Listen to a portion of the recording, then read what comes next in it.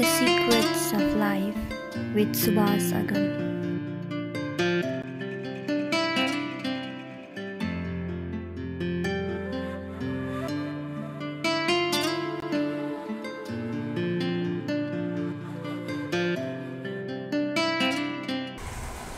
त्यसै कारणले उसले चाहना गरेको र अन्तर के भयो त भन्दाखेरि वो बाँचिरहन त चाहन्छ तर बाँच्ने कला सम्झेको उसले शरीरलाई सम्झेको छ। शरीर रह्यो भने म बाँचे भन्ने उसको भ्रम भयो, भ्रू भयो। शरीरप्रतिको मोह भनौँ, अब शरीरप्रतिको आसक्ति भनौँ या शरीरप्रतिको दृष्टिले गर्दाखेरि आफ्नो निज स्वरूपतालाई, आफ्नो अमरतालाई जान्न नसकेर शरीर बाँच्नु नै आफू बाँच्नु भन्ने सम्झ्यो, शरीर मर्नु नै आफू मर्नु भनेर सम्झ्यो, शरीर नहुनु नै आफ्नो मृत्यु सम्झ्यो। त्यस कारणले आफू अमर भएर पनि शरीरप्रतिको धारणाले गर्दाखेरि ऊ त्यसमा आसक्त भएर दुःख पायो र दोस्रो के थियो? आनन्द। के खोज्यो? आनन्द खोज्यो। हो। तर आनन्द कहाँ खोज्यो? बाहिर खोज्यो, विषयमा खोज्यो। इन्द्रिय र विषयको संयोगले हुनेवाला क्षणिक सुखलाई उसले आनन्द सम्झ्यो र त्यसैको खोजीमा लागेको कारणले वास्तविक जुन आनन्द हो त्यसलाई बिर्स्यो। जबकि आनन्द स्वरूप त आफै हो। आनन्दम ब्रह्मणो स्वरूपम विजानीयात। आनन्द त भित्र छ, आफूभित्र छ, आफूमा छ। भित्र फर्केर हेरेदेखि आफू आफैमा आनन्द छ। यो कसरी पनि बुझ्न सकिन्छ, आफू आफैमा आनन्द छ, बाहिर आनन्द छैन भनेर हामीले कसरी पनि बुझ्न सक्छौँ भनेदेखि कसैलाई कुनै चिज मनपर्छ, खानेकुरा चिज मानव अब यो नुनिलो गुलियो अथवा जो मनपर्छ, त्यो मनपर्ने चिज उसको अगाडि आयो। त्यो बेलामा यदि उसको मन चञ्चल छ, कुनै कारणले वो उद्विग्न छ, परेशान छ भनेदेखि त्यही वस्तुले उसलाई दुःख पनि दिन्छ, हैन? त्यो वस्तु उसलाई सुख दिन्छ त? कोही व्यक्तिलाई खिर खूब मनपर्छ, उसको अगाडि एकदम ताजा खिर, राम्रो काजु किसमिस राखेको एकदम मगमगाउँदो खिर आयो, तर कुनै कारणले उसको चित्त उद्विग्न छ, उद्वेलित छ, परेशान छ भनेदेखि त्यो खिरलाई उसले देख्न पनि चाहँदैन। यदि खिरमा सुख थियो भनेदेखि त हर अवस्थामा उसलाई सुख हुनुपर्ने हो। सधैँ जस्तो अवस्था पनि उसलाई सुख दिने। भित्र उस ठिक छैन, त्यस कारणले खिर उसलाई मन परेन भनेपछि विषयमा सुख छैन भन्ने कुरो बुझ्यो। ठीक। अर्को कुरा जीव, अब त्यो सुख त्यो बाहिरको त्यो खिरको अथवा कुनै चिजको सुखको अनुभव कसले गर्छ? जिब्रोले। जिब्रो पनि छ, खिर पनि छ, कोही उसलाई भित्री समस्याहरू पनि छैनन्, शान्त छ, तर धेरै खायो।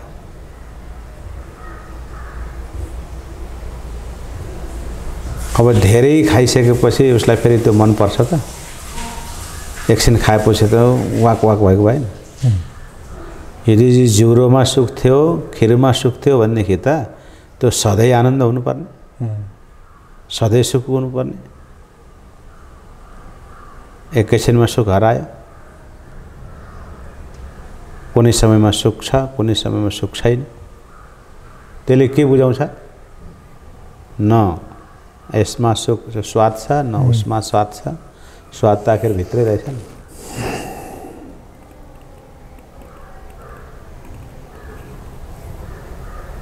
हैन? हो। तो हर चीजमा त्यस्तै छ।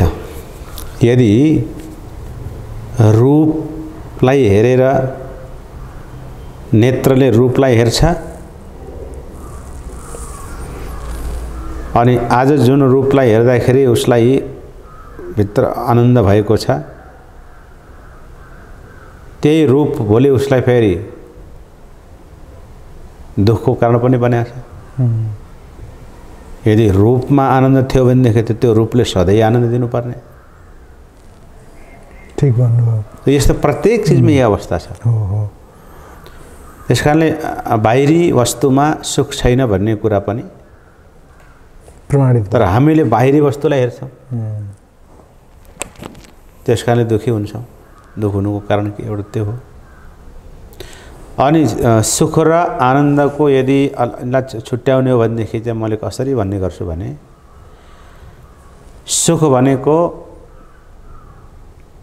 विषय र इन्द्रियको संयोगले हुनेवाला हो र विषय र इन्द्रियको संयोग हुनको लागि पहिला केही गर्नु पर्यो। अर्थात् पहिला दुःख भोग्नु पर्यो। दुःख गर्नु परेन? दुःख नगरिकन आउँछ त? दुःख पछि सुख आउँछ, एउटा कुरा। अर्को कुरो, सुख आइसकेपछि दुःख अनिवार्य आउँछ।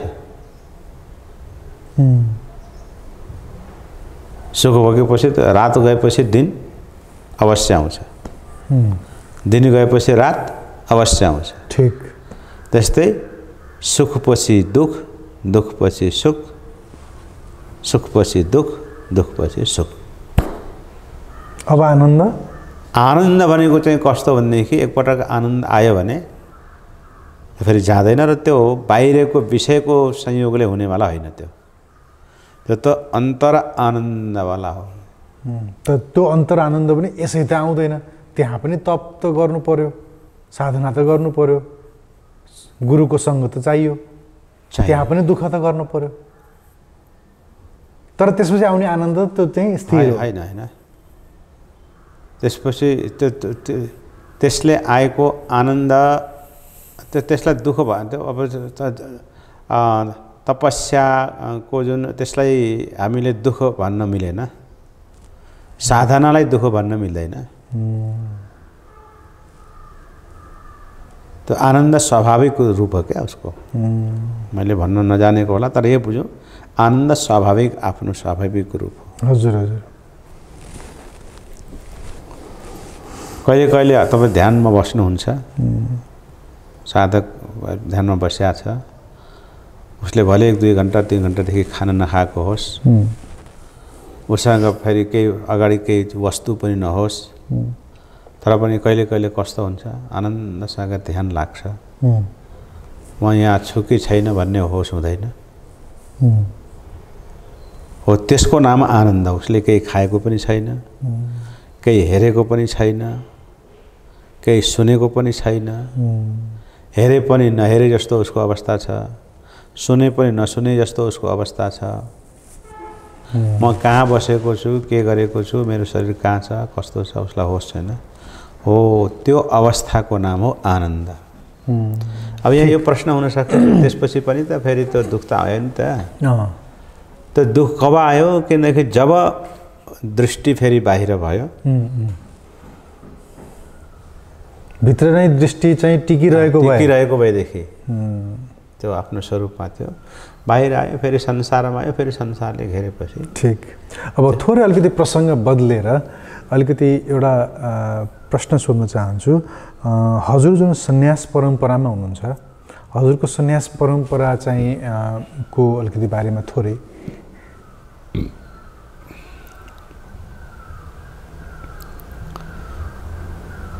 अब सन्यास, पहिला सन्यास बुझ्नु पर्यो के हो। हैन? हजुरले गीता सुन्नुभयो होला। सन्यास भनेर हामीले केवल यो नसम्झौँ कि कुनै गुरुसँग दीक्षा लिएर नाम फेरेर या घर छोडेर कपडा फेरेर मात्रै सन्यास हुन्छ भन्ने कुरा होइन।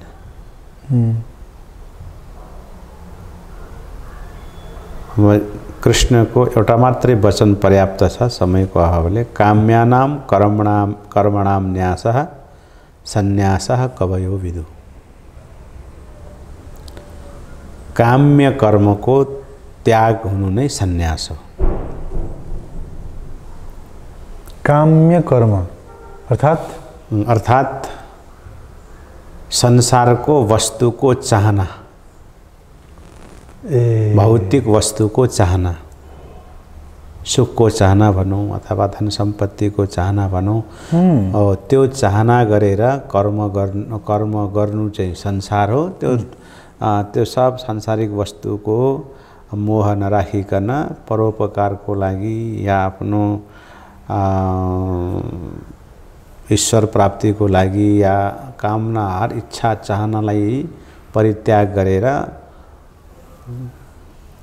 समय अनुकूल परिस्थिति अनुकूल कर्तव्य कर्म गर्दै जानुको नाम सन्यास हो। सन्यास भनेको कर्मै छोडेर बस्नुको नाम पनि सन्यास होइन। हैन, मैले त यतिसम्मका सन्यासी भेटेको छु, उहाँहरू भन्नुहुन्छ कि म भिक्षा मागेर मात्रै खाने हो, मैले एउटा पनि बीज लगाउन मिल्दैन, सन्यास लिइसकेपछि मैले खन्न मिल्दैन, मैले खेतमा गएर चाहिँ जोत्न मिल्दैन, मैले बिरुवा हुर्काउन मिल्दैन, अब मैले गर्ने भनेको साधना मात्रै हो र चाहिँ मैले अरूकोमा आश्रित रहने हो भन्ने खालका सन्यासी पनि भेटेको छु। ठिक छ, त्यो एउटा उहाँको त्यो अरू चिज व्यवहारमा उहाँलाई लेन देन केही छैन, उहाँ एकदम त्यसबाट सन्तुष्ट हुनुहुन्छ भनेदेखि त्यो पनि एकदम ठिक हो। तर भिक्षा माग्नु पनि त एउटा कर्म हो नि त। बिल्कुल हैन, खानु पनि एउटा कर्म हो। भिक्षा माग्नु परेन? भिक्षा माग्न गयो, कुनै सद्गृहस्थमा गयो, अब उसले अब त्यो त्यहाँ कुनै परिस्थितिले भिक्षा पाएन उसले भनेदेखि उसको हृदयमा मैले पाइनँ भन्ने भाव आउँछ कि आउँदैन? मलाई उसले सम्मानले दियो कि असम्मानले दियो भन्ने भाव आयो कि आएन? आयो। त्यो आयो भनेदेखि त फेरि त्यो गलत भयो नि त। सन्यासीको लागि त भिक्षा कस्तो भनेको छ भनेदेखि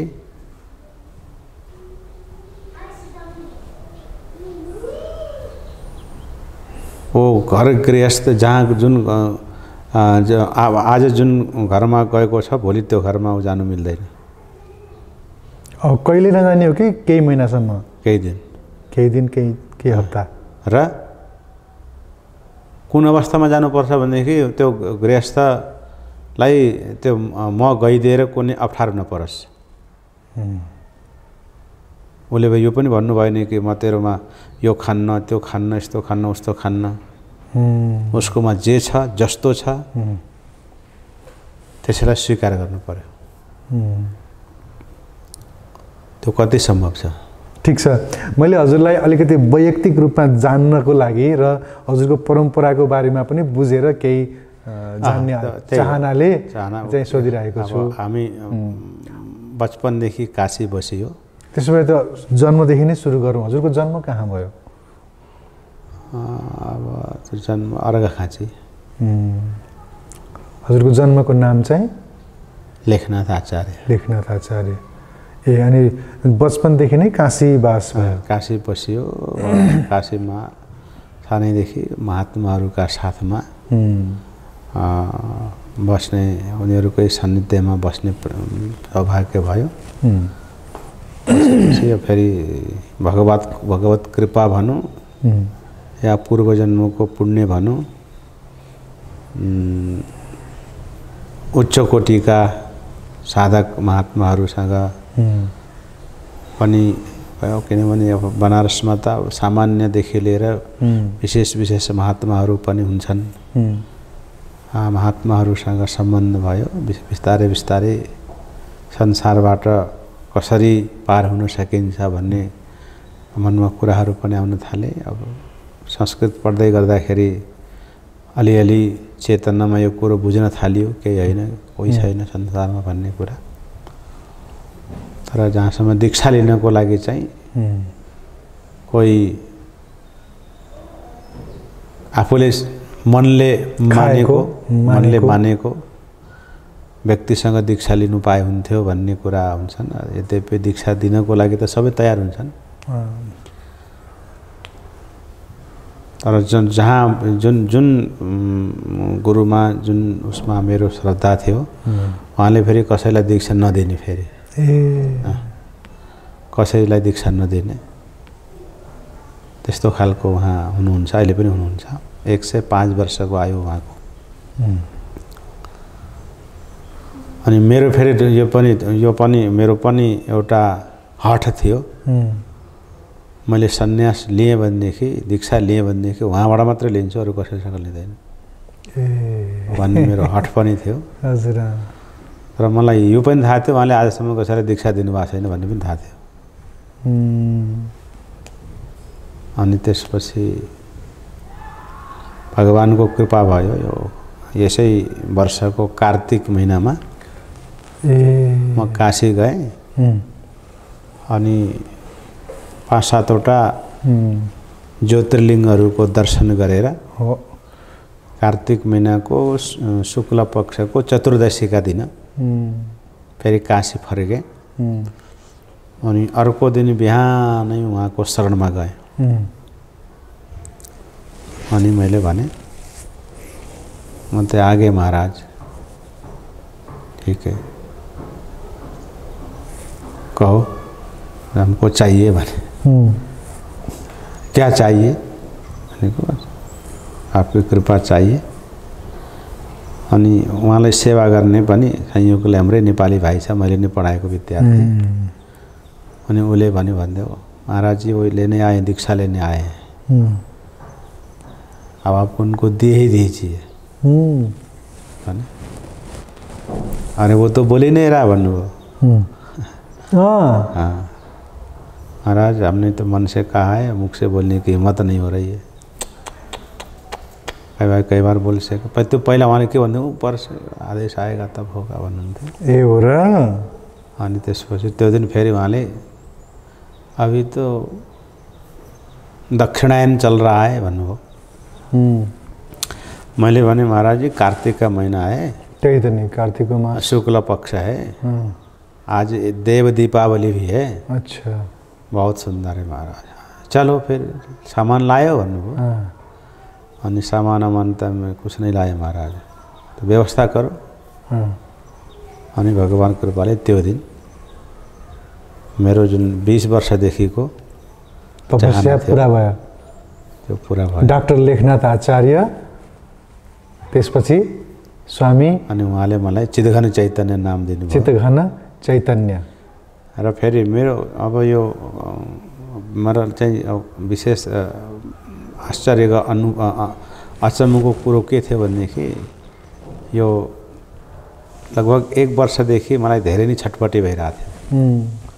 किन 104 वर्ष उमेर भइसक्यो, अब मेरो पनि 50 वर्षको उमेर भयो। अब एउटा लोक व्यवहारले के भन्छ भनेदेखि एउटा आश्रम, हाम्रो शास्त्रले पनि के भन्छ भने अब यो भौतिक शरीर धारण गरेपछि आश्रम कुनै न कुनै, या तो गृहस्थ आश्रम होस् या तो सन्यास आश्रम होस्, बिल्कुल के यो त्यसमा रहनुपर्छ भन्ने भएको थियो। अब गृहस्थ आश्रममा गइएन, 50 वर्ष भयो। सन्यास मेरो मनको सङ्कल्प छ, अरूसँग लिँदैन, के होला भन्ने हुँदै छटपटी भइरहेको थियो। अनि यो श्रावण महिनाको शुक्ल पक्षको दोस्रो सोमबारमा मलाई स्वप्न भयो र स्वप्नमा महाराजले मलाई दिनुभयो ए र स्वप्नमा जुन मन्त्र र जुन नाम दिनुभएको थियो त्यही नै मलाई त्यति बेला पनि फेरि दिनुभयो। ओहो यस्तो अचम्मको संयोग। त्यस कारणले पनि मैले आफूलाई गुरु कृपा छ, आफू केही नभए पनि गुरुहरूको चाहिँ दृष्टि छ, गुरुको दृष्टि छ, भगवानको दृष्टि छ भन्ने लाग्छ, विश्वास छ। हजुरको गुरु प्रातस्मरणीय गुरुको नाम चाहिँ के होला? अब उहाँलाई चाहिँ के हो भनेदेखि भारतवर्षमा हजुर उहाँको त्यस्तो यता जस्तो अरू जस्तै अब टिभीमा अथवा अब महामण्डलेश्वर या जगद्गुरु त्यो उहाँलाई केही पनि उहाँले चाहनुहुन्न। उहाँसँग नभएको केही छैन। फेरि हो पूर्ण साधक र पूर्ण विद्वान साधक। उहाँलाई चल्ता फिर्ता शिवजी भन्छन्। ओहो अब जो टिभीमा जुन धेरै युट्युब गर्ने गर्छन् उहाँलाई दर्शन गर्ने प्रयास गर्छन्। ओहो तर उहाँले त यो सञ्जालमा आउनुहुन्न। उहाँको न कहीँ आश्रम छ, न कहीँ कोही चेला चाली छन्, न कहिले प्रवचन गर्नुभएको छ। कोही त्यस्तै साधक आयो भनेदेखि अब सोध्यो भनेदेखि अब बाहिरी कुरा यसो बताइदिनुहुन्छ, भित्री कुरा त्यो कोही जिज्ञासु नै छ भने मात्रै हो। र उहाँले आफै कसैलाई आजसम्म उहाँले शिष्य बनाउनु भएको थिएन। हजुर उहाँको प्रथम शिष्य हुनुभयो। तो उहाँ त्यस्तो प्रकारको व्यक्तित्व हो। उहाँको चाहिँ अब नाम अब हामीले चाहिँ नाम गुरुको उच्चारण नगरौँ भन्छन्। यति भनिदिएँ मैले हजुरलाई। अब फेरि यो सार्वजनिक सबैमा हुन्छ। यति गुरु आत्मनाम गुरोर्नाम नामाति कृपणस्य च श्रेयस कामो न गृह्णीयात् पुत्रा मित्र कलत्रयो भनेको छ। आफ्नो नाम, गुरुको नाम र अति कृपणको नाम नलिनु।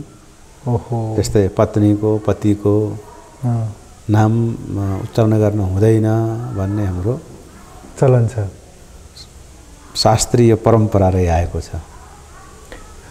ठिक छ, हजुरले नभन्नुहोस्। यसको कारण के होला गुरुवर? कृपण व्यक्तिको नाम नलिनु मैले बुझेँ। त्यो कृपणको त किन लिनु र, हैन? अरूको चाहिँ ओ कृपणको नाम किन नलिनु भन्दाखेरि उसको कर्म उसले गर्दाखेरि हामीसँग त जोडिनु नै भएन।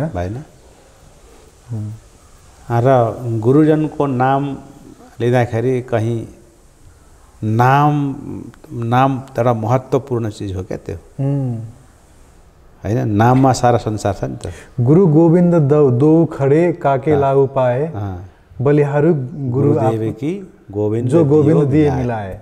अब गुरुदेव भनेको त भगवानलाई नै मिलाउने पात्र हो। मैले भन्न खोजेको कुरा चाहिँ गुरु भगवानको चाहिँ नाम हामी जप्छौँ। राम राम राम राम कृष्ण कृष्ण कृष्ण कृष्ण राधे कृष्ण राधे कृष्ण। भगवानको नाम चाहिँ जप्न हुने, गुरुको नाम जप्न हुने, गुरुको नाम जप्न हुने, यसरी नहुने।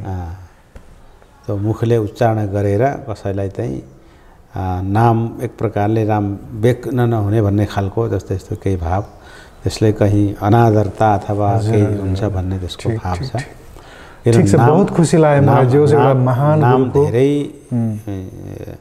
शिष्य हुनुभएछ। नाममा धेरै ठुलो ऊ हुन्छ क्या। हनुमान रामायणको एउटा कथा प्रसङ्ग अहिले सुन्नुभयो होला।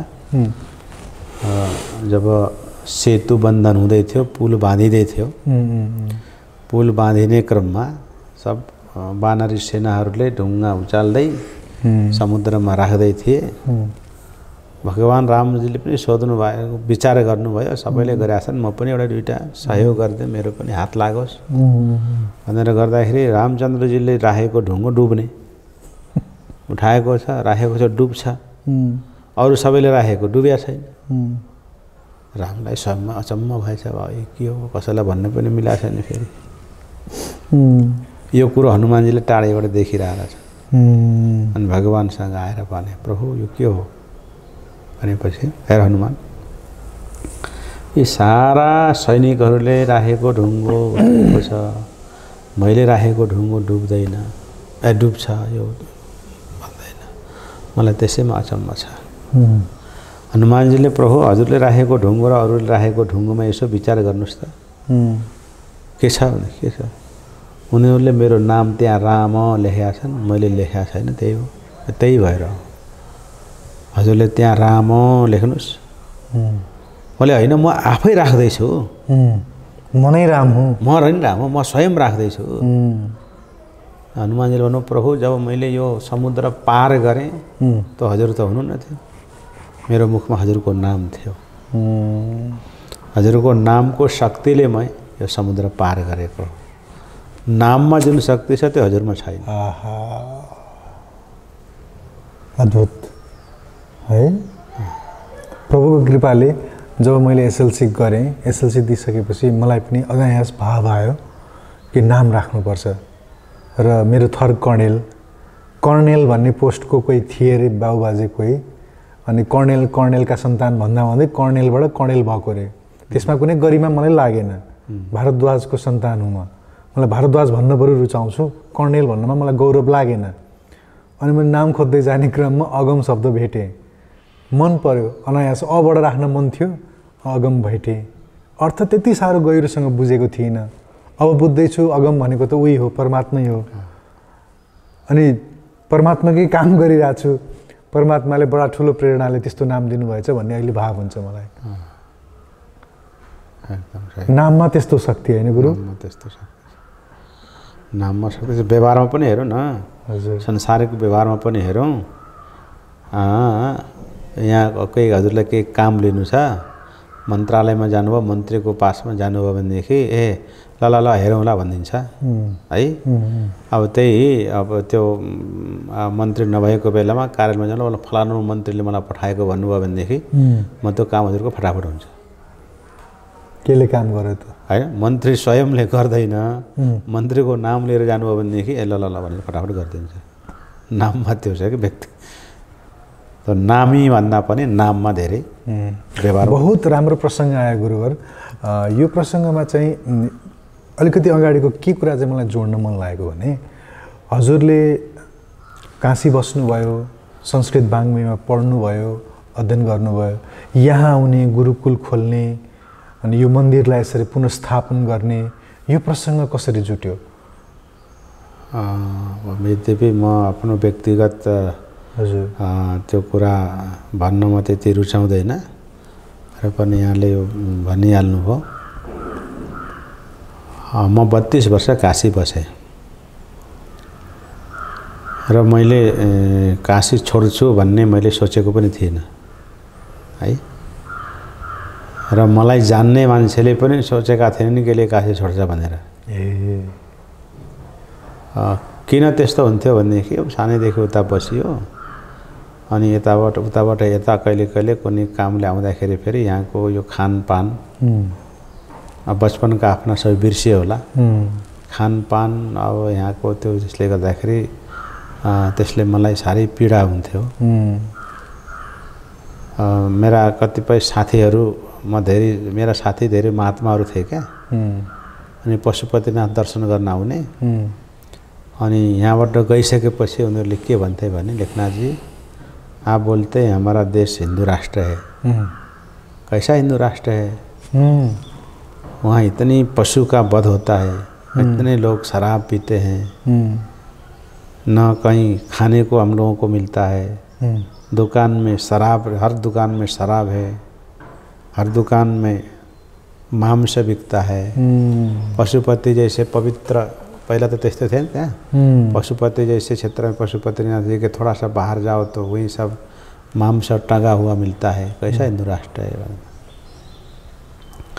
अनि मैले विचार गरेँ यिनीहरू त्यस्तै मोहल्लामा गए होलान्, त्यस्तै टोलमा गए होलान्, त्यस्तो देखे होलान् भन्ने लाग्यो, मनमा लाग्थ्यो।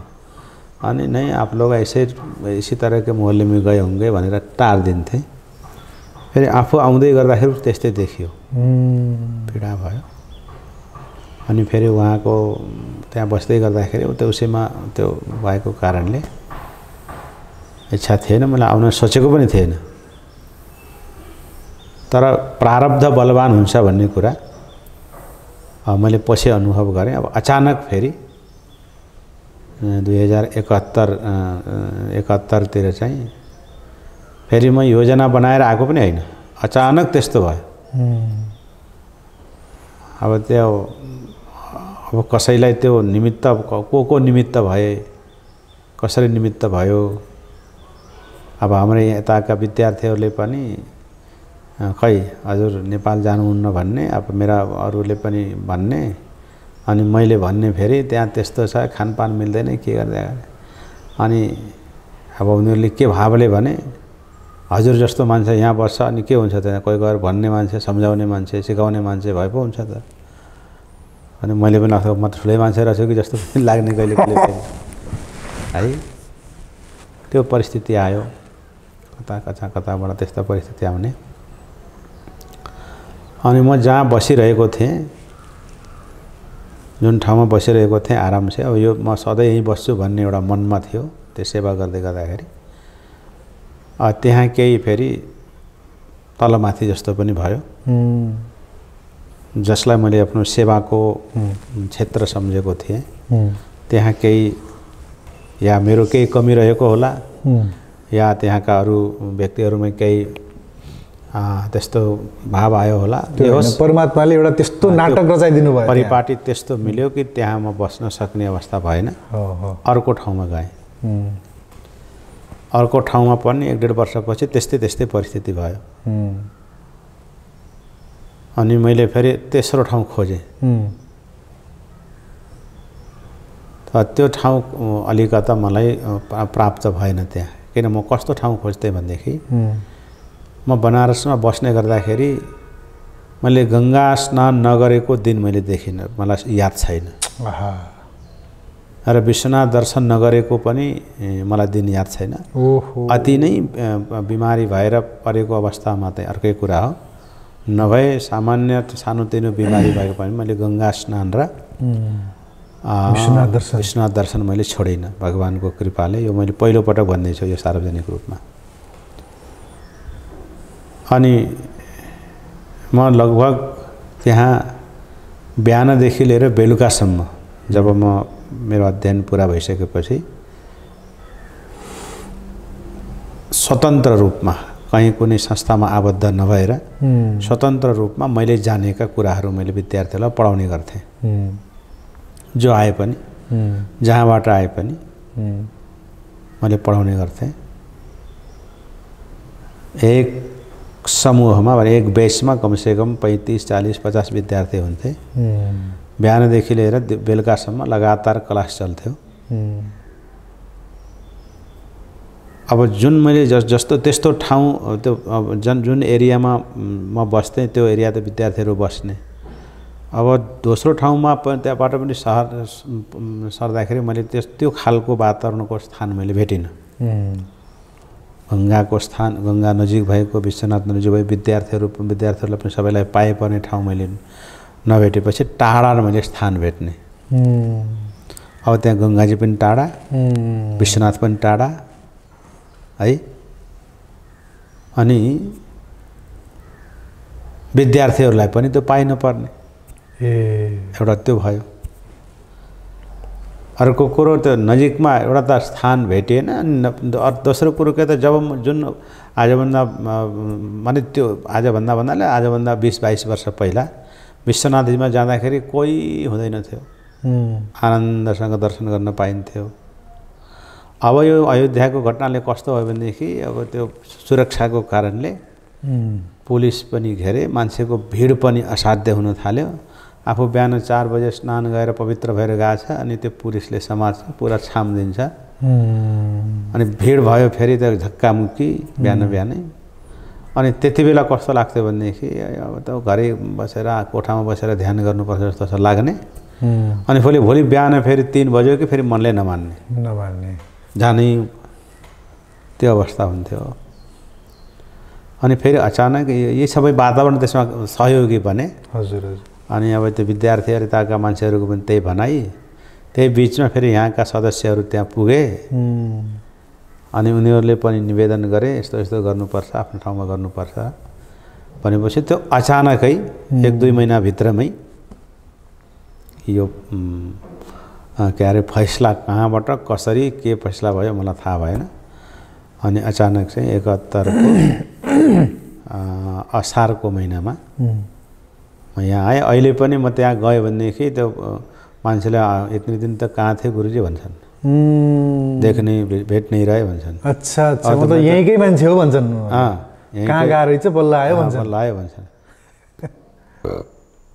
त्यस्तो त्यसरी अब यता आउने वातावरण भयो। अनि यहाँ आइसकेपछि फेरि दुईटा मेरो के छ भनेदेखि मनुष्य जीवन बनिसकेपछि या तो जङ्गलमा बस्नु पर्यो, केही संसारसँग टाढा भएर एकदम ध्यान, समाजमा बसिसकेपछि केही न केही गरेर बस्नु पर्यो। अब के गर्नको लागि आफ्नो के आफूमा के को गति छ, क्षमता छ। अब म हवाईजहाज उडाउँछु भनेर त भएन, अब म मन्त्री बन्छु भनेर पनि आफ्नो अवस्था भएन। आफूले संस्कृतका 2टा अक्षर गुरुहरूको कृपाले जानेको, अब त्यसैको माध्यमले सेवा गर्नु पर्यो भनेर गुरुकुलको कल्पनाहरू, गुरुकुलका कुराहरू। फेरि गुरुकुलको फेरि त म तपाईँले के भन्नु भने आजभोलि गुरुकुलको मतलब या संस्कृत शिक्षाको सोचाइ आजको समाजको पनि र धेरै जसो संस्कृत पढ्नेवालाहरूको पढाउनेवालाहरूको पनि सोचाइ के छ भनेदेखि यो पढेर खालि कर्मकाण्ड गर्ने, धेरैभन्दा धेरै कथा प्रवचन गर्ने, महायज्ञ लगाउने, चिना टिप्पणी गर्ने, श्राद्ध रुद्री गर्ने, यही यसको औचित्य हो, यही यसको उपादेयता हो भन्ने सोच छ आजको समाजको। त्यो सोचलाई मैले परिवर्तन गर्न चाहन्छु। अब कोही आउँछन्, आफ्ना बच्चाहरूलाई लिएर आउँछन्, मन्दिर घुम्छन्, अनि त्यो बच्चाले सोध्छ, किन उसलाई थाहा छैन, टोपी पालेका छन्, धोती लगाएका छन्, उसले सोध्छ ड्याडी यो के हो भन्छ। अनि यिनीहरू संस्कृत पढ्दैछन् बाबु, यस हाम्रो संस्कृतिको रक्षा गर्छन् भनेर भन्छ। उसको हिसाबले त त्यो ठिक हो। मैले भन्छु, मैले फेरि बोलाउँछु, अरे तपाईँले के गर्नुहुन्छ भन्छ। म शिक्षक हुँ भन्छु। त्यही तपाईँको शिक्षा, म डाइरेक्ट भन्छु, मलाई डर लाग्दैन। संस्कृतिको रक्षा गर्ने, संस्कृतिको संरक्षण गर्ने दायित्व केवल टुप्पी पालेकाको हो, केवल धुती लाउनेको हो। तपाईँको संस्कृतिको रक्षा गर्ने दायित्व तपाईँको हो कि होइन? बिल्कुल। देशको रक्षा गर्ने जिम्मेदारी केवल सेनाको हो र? सेनाको मात्रै त होइन नि। राज्य सञ्चालन गर्ने दायित्व केवल नेताको हो र? सबै आफ्नो आफ्नो तरिका, आफ्नो आफ्नो तरिकाबाट हामीले संस्कृत पढेर त्यसको अनुसार गर्छौँ। हजुरको पनि त्यसमा केही दायित्व भूमिका हुनु परेको परेन? तपाईँ जथाभावी जेसुकै गर्ने, अनि त्यो संस्कृति हामीले रक्षा गरिदिनु पर्ने भनेर भन्छु। तपाईँको बच्चालाई सिकाउनुहोस् न तपाईँको संस्कृति। उसले संस्कृत नपढे पनि संस्कृतिको रक्षा गर्न त सक्छ नि। संस्कृति भनेको के हो थाहा छैन। मैले मेरा पिताजीसँग कस्तो सम्बन्ध क्यारे व्यवहार गर्नुपर्छ, आमासँग कस्तो, मेरो राष्ट्रप्रति के दायित्व, मेरो समाजप्रति के दायित्व हो, है म जुन क्षेत्रमा छु त्यसलाई कसरी मैले ठिक समाज गर्नुपर्छ, त्यो न संस्कृति हो। संस्कृति भनेको पूजापाठ गर्नु संस्कृति हो। तपाईँको घरमा गएर श्राद्ध गरिदिनु संस्कृति हो। तपाईँको घरमा गएर रुद्री गरिदिनु, तपाईँको बिहा गराइदिनु संस्कृति हो र? संस्कृतिको रक्षा त प्रत्येक नागरिकले गर्नुपर्छ। त आजको यही त सोच छ। पूजापाठ गर्नु नै संस्कृति हो, श्राद्ध गर्नु नै संस्कृति हो, र यिनीहरूले त्यही गर्छन्, त्यस कारणले यिनीहरूले संस्कृतिको रक्षा गर्छन्। तर मैले चाहिँ के भन्छु भने होइन, मैले विद्यार्थीहरूलाई म कतिसम्म त्यसमा सफल हुन्छु, आज कहिले हुन्छु थाहा, मैले हमेसा यही भन्छु कि हामीले संस्कृत पढेर केवल कर्मकाण्ड गर्ने उद्देश्य राख्नु हुँदैन।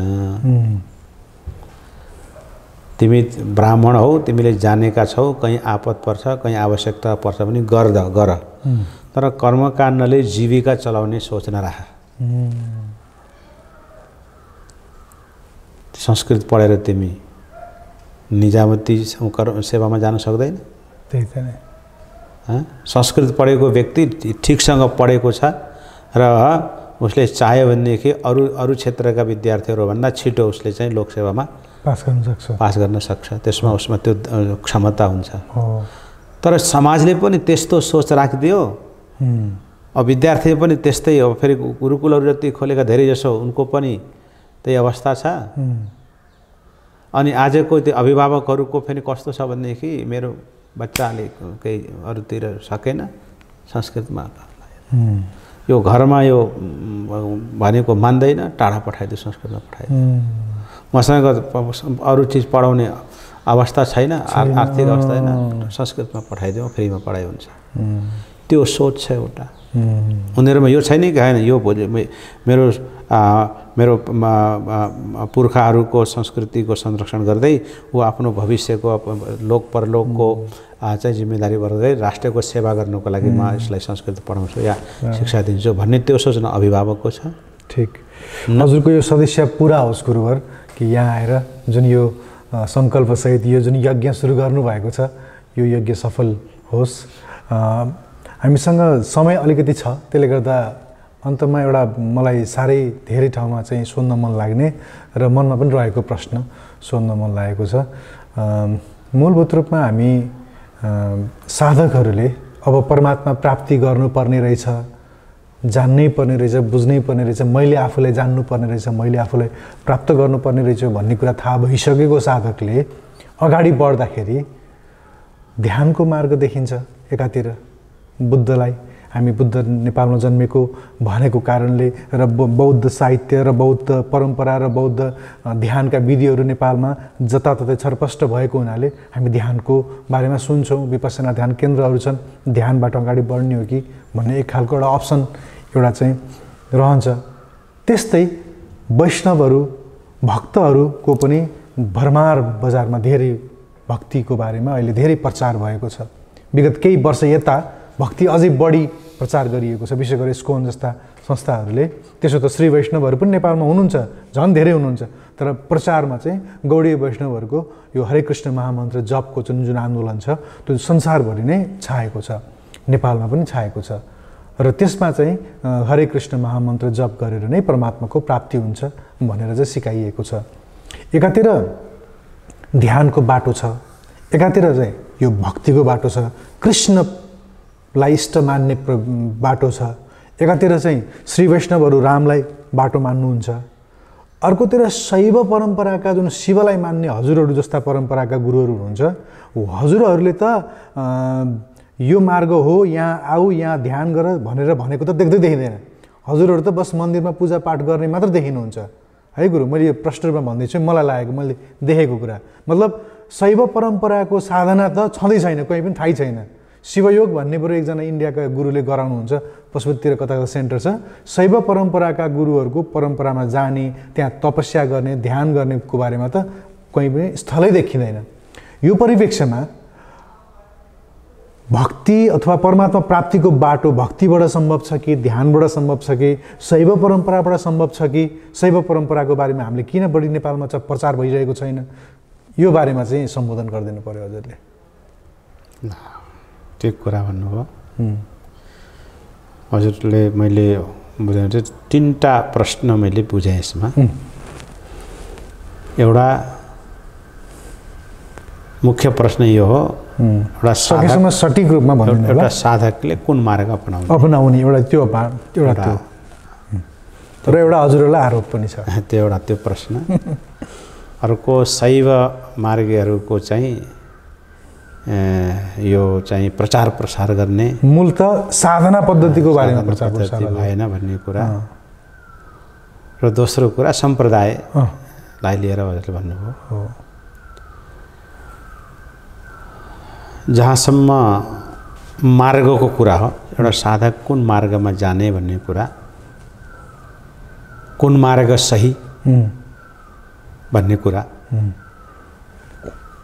कुन मन्त्र सही यो पनि कुरा हुन सक्छ हो। यी जति पनि साधनहरू छन् नि, तो प्रत्येक साधनको गन्तव्य, प्रत्येक साधनको उद्देश्य एउटै हो, ईश्वर प्राप्ति, परमात्माको प्राप्ति सबै मार्गको उद्देश्य हो।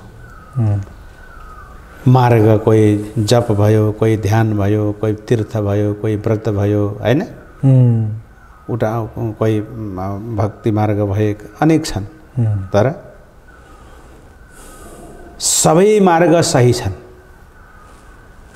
कुनै मार्ग गलत छैन। जुनसुकै मार्गबाट पनि त्यो मार्गलाई समाउनु पर्यो। मार्गबाट विचलित भयो भनेदेखि अब यो मार्गमा गए यो ठिक रहेनछ, अर्को मार्गमा जान्छु भन्यो भनेदेखि पुग्न सक्दैन। अनेक प्रकारका उसको व्यक्तिको अधिकार, उसको क्षमता अनुसार यी मार्गहरू हुन्। कसको कुन मार्ग, कसको लागि कुन मार्ग सही छ, त्यो मार्ग आफूले चिन्नु पर्यो।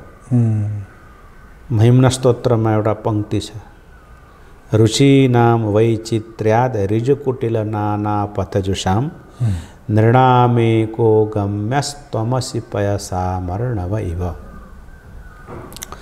मार्ग के को त्रयी सांख्यम योग पशुपति मतम वैष्णवमिति।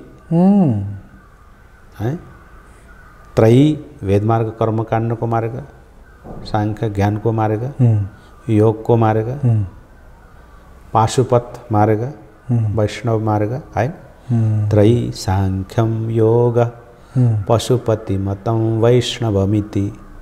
प्रभिन्ने प्रस्थाने, अलग अलग प्रस्थान देखिन्छन्, तर ती सबैको के हो, रुचि नाम वैचित्र्याद, उसको रुचि को विचित्रता को कारणले। साधक को रुचि कता छ, त्यस कारणले ऋजुकुटिल नाना पथजुषाम, बाटा कोही टेढा पनि हुन सक्छन्, कोही सिधा पनि हुन्छन्।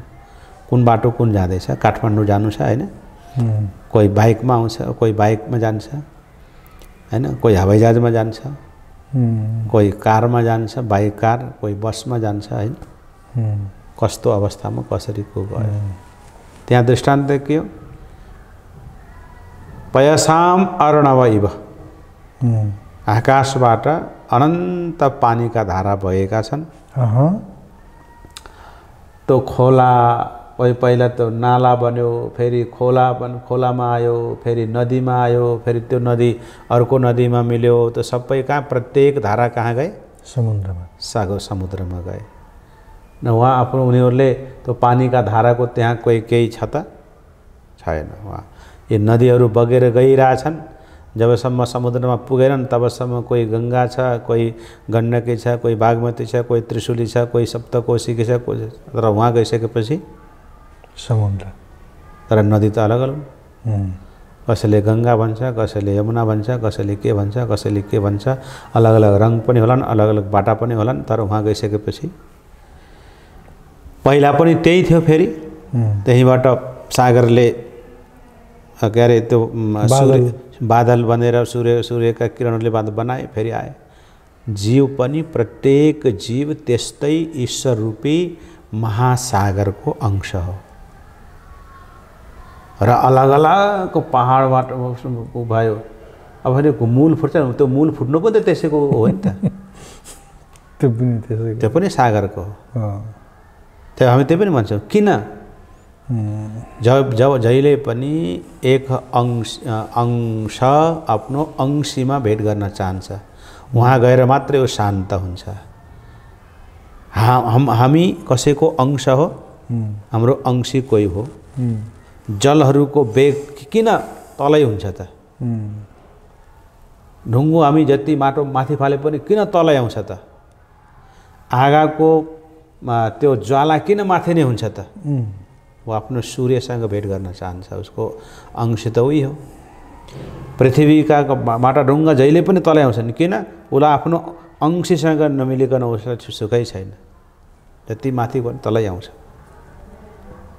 त्यस्तै हाम्रो पनि हो, हामी कसैको अंश हो, अंशी कोही हो। जाने बाटाहरू कुन मार्ग मलाई अनुकूल हुन्छ। हजुर, मन्त्रको कुरा आयो, मन्त्रको कुरा आयो, अमन्त्रम अक्षरम नास्ति नास्ति मूलमनौषधम अयोग्यो पुरुषो नास्ति योजकस्तत्र दुर्लभः। संसारमा मन्त्र शक्ति नभएको कुनै अक्षर छैन, औषधीय गुण नभएको कुनै वनस्पति छैन, केही न केही क्षमता नभएको कोही व्यक्ति छैन। योजकस्तत्र दुर्लभः। कुन चीजमा, कुन व्यक्तिमा, कुन वस्तुमा, कुन अक्षरमा के शक्ति छ त्यसलाई जानेर त्यसलाई लगाउने, त्यसलाई त्यसमा प्रेरित गर्ने व्यक्तिको मात्रै खाँचो छ। किनभने प्रत्येक अक्षर मन्त्र स्वरूप हो। त्यसका प्रत्येक अक्षर, त्यसै कारणको नामै अक्षर किन भनेको? अक्षर किन भने? जो क्षर छैन, जसको शक्ति क्षर छैन। प्रपन्नाचार्यको नाम सुन्नुभएको छ भने तपाईँले होइन? म सानोमा हुँदाखेरि केही लेखेर देखायो भने काटेको देख्यो भनेदेखि यसरी काट्नु हुँदैन, अक्षर हो। अनि गल्ती भयो के गर्ने? मारा यसलाई यसरी चिन्ह लगाइदिने, गोलो घेरा लगाउने, घेरा केही तिमी चिन्ह लगाऊ, यसलाई नकाट, काट्नु हुँदैन, किन यो अक्षर हो। प्रपन्नाचार्यजीले भन्नुहुन्थ्यो। प्रपन्नाचार्यजीले भन्नु, महात्माहरूले त्यसो भन्छ, अक्षर हो प्रत्येक। यस कारणले अब कसैले हजुरले भन्नुभयो म कसैलाई केही भन्न त चाहँदैन, यो तपाईँले जुनको एउटा आरोप जस्तो भन्नुभयो नि, यो शैव सम्प्रदायमा चाहिँ त्यो हजुरको ध्यान साधना परम्पराको बारेमा हामीले थाहा पाउन पाइएन। अब यो साधना आरोप भन्दा नि गुरु, मेरो चाहना हो, मेरो अपेक्षा हो, मेरो कन्सर्न हो, त्यसै रूपमा म लिँदैछु। म जान्न चाहन्छु, शैव परम्पराको साधना गर्न चाहन्छु, तर कहाँ जाउँ? होइन हो त्यो नभए यस्ता कुरा यो कस्ता हुनु भने हजुर यी साधनालाई हामीले खोज्ने हो। अब चुप लगाइदिनु भयो मलाई। अब त्यो यसरी कसैले त्यसलाई फैलाउने होइन। अब कसैले फैलाएको छ त्यो म त कसैको भन्न चाहँदैन। हजुरले भन्नुभयो नि यसै प्रचार प्रसार भइरहेछ, ठिक छ, त्यो पनि एउटा ठिक छ, तर हामीले खोज्ने हो। कहाँ खोजेपछि के पाइँदैन? खोजेपछि पाइन्छ। जिन खोजा तिन पाइए। तपाईँको पाइन्छन्, साधक सिकाउनेवाला पाइन्छन्। गुरुले चेला खोज्नुपर्छ होइन, अधिकारी हुनु पऱ्यो नि त। हामी अधिकारी भयो भने आफै आउँछ गुरु। त्यस कारणले साधना हाम्रो क्षेत्रमा पनि छ। साधना गर्दै गरेपछि बाटो आफै खुल्छ। अब जो तर यसरी प्रचार यो गर्नु त्यो गर्नु, अब त्यो चिरतिर चाहिँ त्यति भनौँ न शैव परम्परावालाले त्यसरी, यद्यपि यो शैव परम्पराका वाला पनि मठ मन्दिर आश्रमहरू छन्। हामीले नेपाली समाजमा अहिले गाउँ गाउँमा बाइबल बाँड्दै हिँडिरहेका छन् होइन। बाइबल बाँड्दै हिँड्नेहरूले जुन हाम्रो धर्मलाई चाहिँ भगवान् शिवलाई, शिवका शिवलिङ्गलाई यी राक्षस हुन् भनेर चाहिँ होइन, त्यही शिवलिङ्गलाई फुटाल्ने, त्यसमाथि चाहिँ फोहोर फाल्ने आदि इत्यादि गरिरहेका छन्। हामी सनातन धर्मीहरू त कसैलाई नराम्रो पनि भन्दैनौँ, तथापि हाम्रो जबकि एउटा गलत कुराको बजारमा प्रचार भइरहेको छ भने सही कुरालाई हामीले लुकाएर राख्नु पनि त हाम्रो एक किसिमले त्यो सहे जस्तो होइन र। हामीले त्यसलाई पनि त प्रचार गर्न गर्नुपर्छ। यसो आफ्नो त्यो दृष्टि ध्यान हुनुपर्छ, त्यो त ठिकै हो। तर त्यो साधनाको जहाँसम्म कुरा हो हजुर, त्यो साधना गर्ने क्रममा त्यो शैव मार्गको विषयमा या शैव साधनाको विषयमा चाहिँ नेपालमा नभएको होइन। यो एउटा वैष्णवहरूसँगको संवादमा मैले एउटा कुरा थाहा पाएको कुरा कि शिवको साधना गरेर शिवले विष्णुसम्म पुर्याउने हो। भगवान् शिवले विष्णुसम्म पुर्याउनुहुन्छ र विष्णुपछि फेरि विष्णुकै साधना गर्नुपर्छ। त्यसले गर्दा तपाईँले विष्णुको साधना अर्थात् हरे कृष्ण महामन्त्र जप्नुहुन्छ, भगवान् कृष्णको भक्ति गर्नुहुन्छ भने तपाईँ सिधा डाइरेक्टली हाकिमसँग भेट्नुभयो, तलको चाहिँ आसेपासेसँग भेटेर हाकिमसम्म चाहिँ लैजानको लागि त्यत्रो कसरत गर्न परेन, सिधै हाकिमलाई भेट्दा हुन्छ भन्ने खालले उदाहरण दिनुहुन्छ उहाँहरू। शिवको भक्ति गरेर शिवले लैजाने लास्टमा विष्णुसम्मै हो, बरु तिमी सिधै विष्णुकै भक्ति गर, सिधै कृष्णकै भक्ति गर भन्नुहुन्छ उहाँहरू। यसका के हो गुरु? म यसका दुईटा उत्तर दिन्छु। हजुर, प्रश्नको उत्तर चाहिँ वास्तविकता पनि म बताउँछु। हजुर। पहिला कुरा चाहिँ के अरे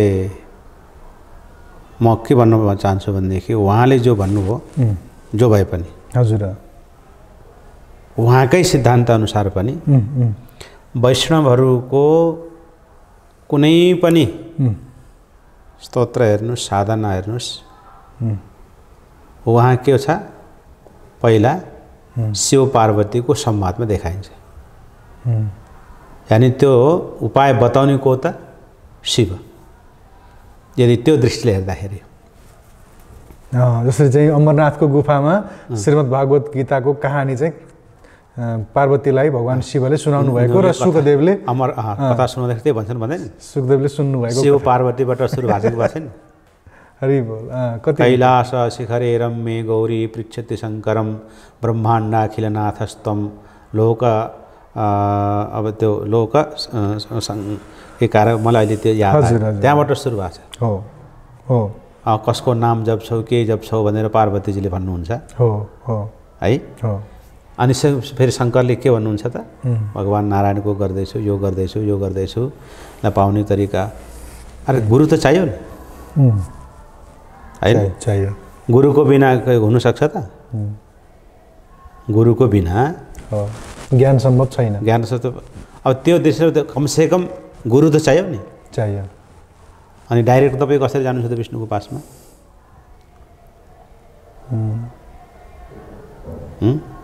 शिवलाई के अरे शिवलाई पाएर शिवको दर्शन गरेर पनि तिमी वहाँ जान सक्छौ भनेपछि त बाटो त शिव हो नि त, आखिरमा स्वीकार त गर्ने त उसले। अनि उसले के चाहिँ भन्नुभयो भन्दा डाइरेक्ट कसरी जाने त? डाइरेक्टली हरे कृष्ण महामन्त्र जप्नुहोस् सिधै पुग्नुहुन्छ भन्नुहुन्छ नि त उहाँहरू। त्यो सम्भव छैन। अब एउटा कुरा त्यो उनीहरूकै सिद्धान्तले त्यो बताउँछ क्या, उनीहरूकै सिद्धान्तले त्यो खण्डन गर्छ। कसरी? के अरे रामचरितमानसमा एउटा दोहा चौपाई आउँछ। हजुर। शिवद्रोही मम दास कहावा सो नर सपनेहु नहीं मोही भावा। शिवको निन्दा गरेर जो मेरो दास भन्छ त्यो व्यक्तिलाई म स्वप्नमा पनि मन पराउँदैन भनेर त उसमा भन्छ। रामचरितमानस वैष्णवहरूको त प्रमाणिक ग्रन्थ हो। बिल्कुल।